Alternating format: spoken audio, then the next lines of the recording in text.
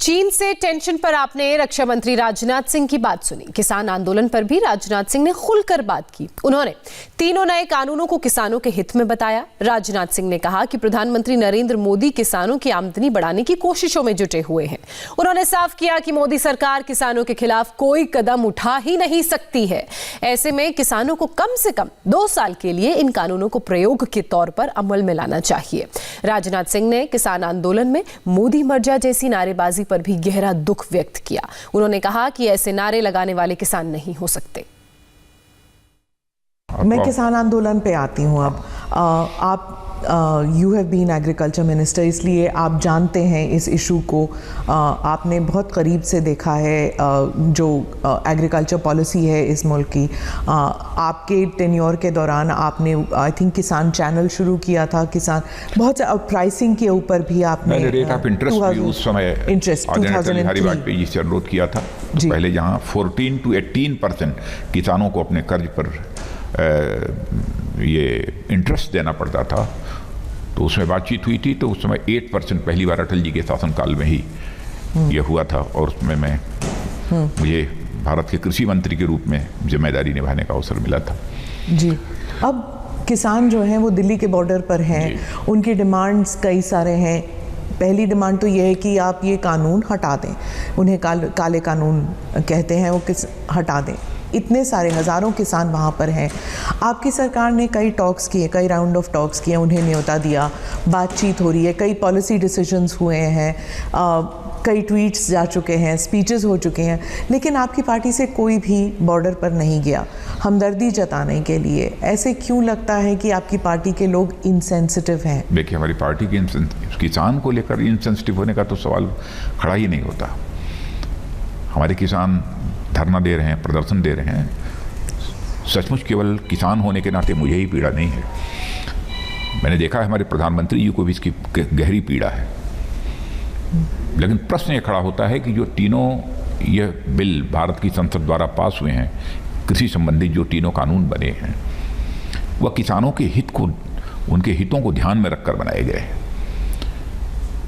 और बराबर जब से मोदी जी ने प्रधानमंत्री के रूप में जिम्मेदारी संभाली है, क्योंकि मैं कैबिनेट का एक सीनियर मोस्ट मेंबर होने के नाते मैं कह रहा हूं कि उनके साथ बराबर हर मुद्दों पर बातचीत करने का मुझे अवसर भी मिला है। मैंने देखा है कि किसानों को लेकर बराबर उन्होंने अपनी चिंता व्यक्त की है। और प्रारंभ से ही, और 2014 के पहले जब हम लोग कैंपेन के लिए जाते थे, चुनावी कैंपेन के लिए, उस समय भी कि देश के किसानों की हालत जब तक नहीं बदलेगी तब तक देश की हालत नहीं बदल सकती है। भारत को यदि धनवान भारत बनाना है तो भारत के किसानों को भी धनवान हमको बनाना होगा, यानी उनकी आमदनी को हमको बढ़ाना होगा। यह हमारे प्रधानमंत्री की सोच रही है, और प्रारंभ से उनके द्वारा यह कोशिश की जा रही है। अब इसे मिनिमम सपोर्ट प्राइस का जहाँ तक सवाल है, आप पिछली सरकारों ने भी मिनिमम सपोर्ट प्राइस हर वर्ष बढ़ाई है, कभी नहीं बढ़ाई है। लेकिन आप देखिए उस रेशियो में हमारे प्रधानमंत्री ने कितनी बढ़ाई है। मिनिमम सपोर्ट प्राइस पर जितनी परचेज पहले होती थी और अब कितनी हो रही है, कितने सारे आइटम्स की हो रही है, आंकड़े उठाकर देखिए तो पूरी तरह से बात साफ हो जाएगी। फिर एमएसपी को लेकर आप स्टेटमेंट, आप उसमें पॉलिसी में लाते क्यों नहीं है? लिख लीजिए कि एमएसपी नहीं हटाया जाएगा, इट्स नॉट देयर। नहीं, बार बार प्रधानमंत्री कह रहे हैं, ये पहले भी कहीं एमएसपी था नहीं, पर अब जब वहम आ गया है तो फिर जब कोई व्यवस्था, मैंने पहले ऐसा था ही नहीं, व्यवस्था चली आ रही थी। और आज भी प्रधानमंत्री कह रहे हैं, हम सब सारे लोग बोल रहे हैं, तो हम अपने ऐसे वचन से मुकर कैसे जाएंगे? लोकतंत्र में जो अपनी वचन से मुकर जाता है उसे तो अच्छी तरह की अच्छी सजा यह जनता दे सकती है। लोकतांत्रिक व्यवस्था में यह अधिकार उसे प्राप्त है। जो हम कह रहे हैं उस वचन को पूरा करेंगे और आगे बढ़कर पूरा करेंगे। और तीनों कानूनों के माध्यम से यह कोशिश की गई है कि किसानों की आमदनी 2 गुना, 2.5 गुना, 3 गुना, जितनी अधिक से अधिक हो सके बढ़े। हाँ, जैसा मैंने पहले कहा कि किसान धरने पे बैठे हैं, सचमुच हम जैसे लोगों को भी वेदना है। आप उत्तर प्रदेश के भी किसानों से पूछिए कि मैं मुख्यमंत्री जब था तो उस समय भी बड़ी हुजूम, टिकैत साहब के साथ भी हमारे पास मैं लखनऊ में गए हुए थे, मैंने उनका स्वागत किया, अगवानी की, उनसे बातचीत की, समस्या का समाधान निकला था। आज भी हम चाहते हैं कि समस्या का समाधान निकले। हमारे कृषि मंत्री श्री नरेंद्र सिंह तोमर और उनके साथ हमारे वाणिज्य मंत्री श्री पीयूष गोयल, ये सब सारे लोग बैठे हैं, सारे अधिकारी बैठे हैं, बातचीत चल रही है। हमारा तो अपने किसान भाइयों को एक सुझाव होगा कि हर एक्ट के हर क्लाज पर तार्किक एक बहस होनी चाहिए तर्कों के साथ, और जहां पर यह लगेगा कि यह किसानों के हितों के प्रतिकूल है, उसके खिलाफ है, तो जो भी आवश्यक होगा हमारी सरकार करेगी। मैं यकीन दिलाना चाहता हूं, जैसा मैं प्रधानमंत्री की मंशा को जानता हूं जी, किसानों के हितों के ऊपर हम किसी भी सूरत में चोट नहीं पहुंचने देंगे। मैं यह बात दिल की गहराइयों से कह रहा हूं। पर ऐसे लगता है अब ये तर्क वितर्क से आगे बढ़ चुका है, क्योंकि किसान अड़ गए हैं कि अब या तो हटेगा ये कानून या मतलब जब तक हटेगा नहीं हम नहीं हटेंगे यहाँ से। बातचीत हो रही है और मैं समझता हूं कि कुछ न कुछ समाधान उसका निकलेगा, यह मेरा विश्वास और भरोसा है। और मैं हाथ जोड़कर अपने किसान भाइयों से विनम्र अनुरोध करना चाहता हूं कि इस बिल को मैंने भी स्वयं देखा है, कृषि मंत्री भी रह चुका हूं और कृषि जगत की बहुत सारी समस्याओं से मैं अच्छी तरह वाकिफ भी हूं। इसलिए मैं कह सकता हूं कि यह किसानों के हित में है। एक बार कम से कम 2 साल तक एक प्रयोग करके आप देखें तो कि यह तीनों जो कानून कृषि संबंधित हैं वह किसानों के लिए कितने उपयोगी हैं, देखें तो उसके बाद आपके साथ बैठने को हम लोग तैयार हैं। आप बैठिए, आप जहां जहां कहेंगे आवश्यक संशोधन करने के लिए हमारी सरकार तैयार है। और आज भी हमारे किसान भाई बैठे हैं, किसी एक्सपर्ट को बैठाना चाहते हैं एक्सपर्ट को बैठा लें, सरकार के साथ बातचीत हो और बातचीत के द्वारा यदि यह निकलता है कि नहीं इन कानूनों को फला क्लाज में संशोधन करने की आवश्यकता है, तो उसके लिए भी हमारी सरकार तैयार है। हम पूरी तरह से फ्लेक्सिबल हैं। हम केवल सरकार के लिए सरकार नहीं चला रहे हैं, हम देश के लिए, गरीब के लिए, देश के किसानों के लिए, देश की जनता के लिए सरकार चला रहे हैं। हम ऐसा कोई काम नहीं करेंगे जो हमारे देश की जनता के हितों के प्रतिकूल हो, उसके खिलाफ हो। ऐसा काम हम कभी नहीं कर सकते। जी, आप हमदर्दी, आप संवेदनशीलता के बारे में कह रहे हैं, लेकिन आपकी पार्टी के ही कुछ लोग किसानों को लेबल दे रहे हैं, नक्सल कह रहे हैं, खालिस्तानी कह रहे हैं। क्या आप मैं समझता हूं कि किसानों के ऊपर इस प्रकार का कोई भी आरोप कोई भी हो, पता नहीं किसने क्या कहा है, मुझे जानकारी नहीं है, नहीं लगाया जाना चाहिए।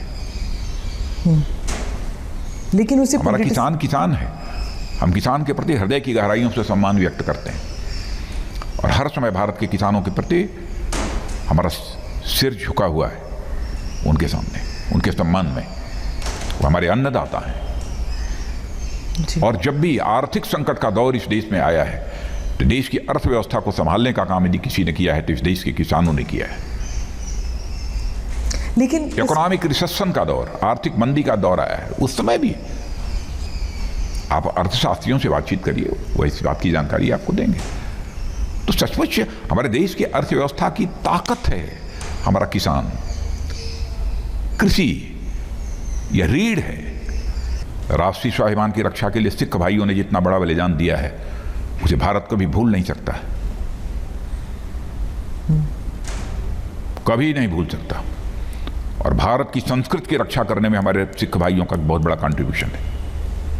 तो इसमें और बदसदैव भारत के स्वाभिमान की सुरक्षा के लिए, भारत की संस्कृति की सुरक्षा के लिए जो उनका योगदान है, पहले भी था, आज भी है और कल भी रहेगा। कांग्रेस पार्टी जो है किसानों के साथ नज़र आ रही है। राहुल गांधी जो है उन्होंने करोड़ों किसानों के हस्ताक्षर लेके वो राष्ट्रपति तक पहुंच गए हैं। तो अब ऐसे लग रहा है जैसे कि ये एक सिर्फ एक किसानों के हित की बात नहीं है, अब ये एक राजनीतिक बैटल बन गया है। कम से कम इतना तो मैं ये कह सकता हूँ कि राहुल जी आयु में तो मुझसे छोटे हैं, लेकिन कृषि के बारे में उनसे मैं ज़्यादा जानता हूँ, क्योंकि किसान माँ की कोख से ही पैदा हुआ हूँ। इसलिए जिस माँ की कोख से पैदा हुआ हूँ और जिस वर्ग में पैदा हुआ हूँ, मैं किसान का बेटा हूँ, तो कम से कम किसानों के हितों के प्रतिकूल हम लोग कोई काम नहीं कर सकते। हमारे प्रधानमंत्री मोदी जी भी गरीब माँ की कोख से पैदा हुए हैं। बस इतना ही कहना चाहूँगा, इससे ज़्यादा कुछ कहने की ज़रूरत नहीं है। तो आप समझते हैं कि आपकी पार्टी जो है वो ज़्यादा ज़मीन से जुड़ी हुई है एज कम्पेयर? अब जो भी आप अर्थ निकालना चाहें इसका निकाल लें, लेकिन देश के किसानों के लिए, गरीबों के लिए हम पूरी तरह से संवेदनशील हैं जी। उनका कष्ट हमारा कष्ट है, उनकी पीड़ा हमारी पीड़ा है। लेकिन हाँ, इतना मैं कह सकता हूँ कि इस एक्ट को लेकर कुछ ताकतों के द्वारा एक गलतफहमी हमारे किसान भाइयों के अंदर पैदा करने की कोशिश की गई है। हमारी यह कोशिश है कि हम उस गलतफहमी को दूर करें। हमने भी बहुत सारे किसान भाइयों से बातचीत की है और मैं पुनः विनम्रतापूर्वक हाथ जोड़कर कहना चाहता हूँ अपने किसान भाइयों से कि आप सरकार के प्रतिनिधियों के साथ बैठ रहे हैं, बैठिए, तर्क वितर्क करिए, क्लाज वाइज डिस्कशन करिए। हाँ ना में मैं समझता हूँ कि बातचीत नहीं की जानी चाहिए, तर्कों के आधार पर बातचीत की जानी चाहिए। और यदि सचमुच सरकार को लगेगा कि हमें इस क्लाज में संशोधन करने की ज़रूरत है, तो सरकार वो संशोधन करने को तैयार है। पंजाब में जो कम्युनिकेशन टावर्स हैं उन पर उनकी जो पावर सप्लाई है उनको काट दिया गया है। नहीं, वो नहीं होना चाहिए। मैं समझता हूँ कि इस पर हमारे पंजाब के किसान भाइयों को विचार करना चाहिए कि यदि किसी के द्वारा यह तोड़फोड़ की जा रही है तो तोड़फोड़ का सिलसिला बंद होना चाहिए। आप ये भी जानते हैं कि इंटरनेशनली इसकी क्रिटिसिज्म हुई है और जस्टिन ट्रूडो जो हैं, जो कनाडा के प्रधानमंत्री हैं, उन्होंने भी कमेंट पास किया था। पहले मैं दुनिया के किसी भी देश के प्रधानमंत्री के बारे में कहना चाहूँगा कि भारत के आंतरिक मामलों में बोलना बंद करें। भारत को किसी के हस्तक्षेप की जरूरत नहीं है। हम लोग आपस में बैठकर समस्याओं का समाधान करेंगे। यह भारत का आंतरिक मामला है। दुनिया के किसी देश को भारत के आंतरिक मामलों में बोलने का कोई हक नहीं है। भारत ऐसा वैसा देश नहीं है जो चाहे वो बोल दे। हफ्ता 10 दिन भी नहीं हुआ था इस एजिटेशन को लेकर कि कनाडा हो जाए या यूरोप हो जाए, वहाँ पर डेमोन्स्ट्रेशंस शुरू हो गई थी। तो इसे अगर हम ये मान के चलें कि सिर्फ ये किसानों का मसला है, it will be a very innocent way of looking at things. इसमें एक इंटरनेशनल कंस्पिरेसी भी है। आप चाहे इसे एक शैडो कहीं ना कहीं से मैं कहना चाहता हूँ कि हमारे किसान भाइयों को के अंदर एक गलतफहमी पैदा करने की कोशिश की गई है और की जा रही है। इसीलिए मैं बार बार विनम्रतापूर्वक अपने किसान भाइयों से सम्मान व्यक्त करते हुए कहना चाहता हूं कि आप बैठिए, तीनों बिलों को लेकर क्लाज बाई क्लाज डिस्कशन करिए। आपको कहीं लगता हो और बड़े एग्रीकल्चरल एक्सपर्ट्स को साथ बैठाने की, उनको भी बैठाइए। सरकार आपके साथ बातचीत करने को तैयार है। हम किसान भाइयों के हितों के खिलाफ कोई कदम नहीं उठा सकते जी। ये भरोसा करें। वो किसान आंदोलन में भी अंबानी, अडानी, इनका नाम बार बार आता है। जो नारे लगाए जाते हैं मोदी जी के पर्सनल खिलाफ लगाए जाते हैं, तो वहाँ पर भी ये कहा जाता है कि ये जो कानून है ये इसलिए लाया जा रहा है क्योंकि प्रधानमंत्री के कुछ खास दोस्त या बीजेपी के जो खास हैं इंडस्ट्रियलिस्ट, उनके लिए है ये कानून। जो 20 वर्ष तक इस देश में मुख्यमंत्री के रूप में, प्रधानमंत्री के रूप में काम किया हो, बराबर जिस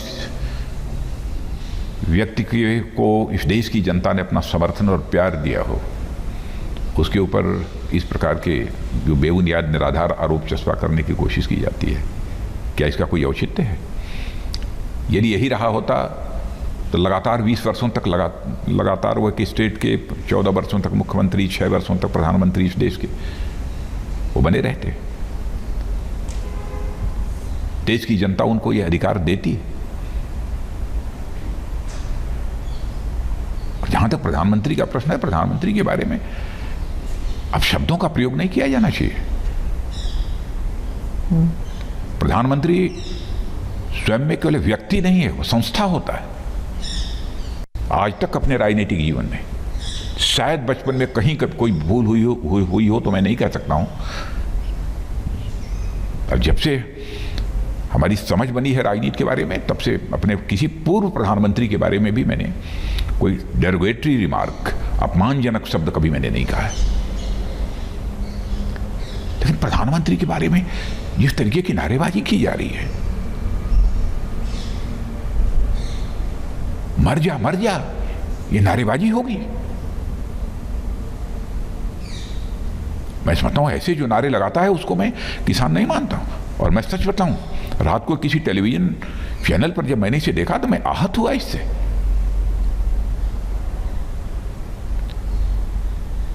प्रधानमंत्री व्यक्ति नहीं है, संस्था है। लोकतंत्र को मजबूत बनाकर रखना है तो इस देश की संस्थाओं को, राष्ट्रपति हो, प्रधानमंत्री हो, मुख्य न्यायाधीश हो, ये सब संस्थाएं हैं। इनकी प्रतिष्ठा और गरिमा को बनाकर रखना केवल सत्ताधारी दल की जिम्मेदारी नहीं बनती है। विपक्ष हो चाहे कोई भी हो, सबकी जिम्मेदारी बनती है। तो रक्षा मंत्री राजनाथ सिंह को आपने सुना। फिलहाल हम एक छोटे से ब्रेक के लिए रुक रहे हैं। ब्रेक के बाद दिखाएंगे आपको कोरोना की नई स्ट्रेन पर बड़ी खबर।